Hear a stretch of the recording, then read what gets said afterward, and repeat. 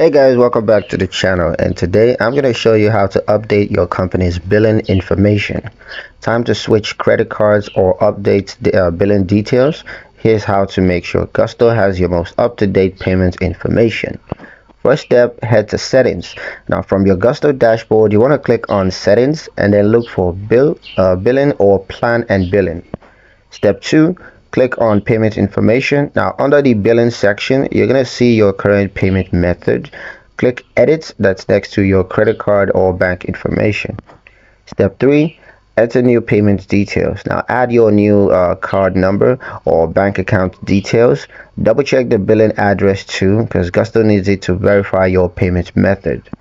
Step 4, save changes. Now click save and your new billing information will be applied immediately. Gusto will use this method for your next payment cycle.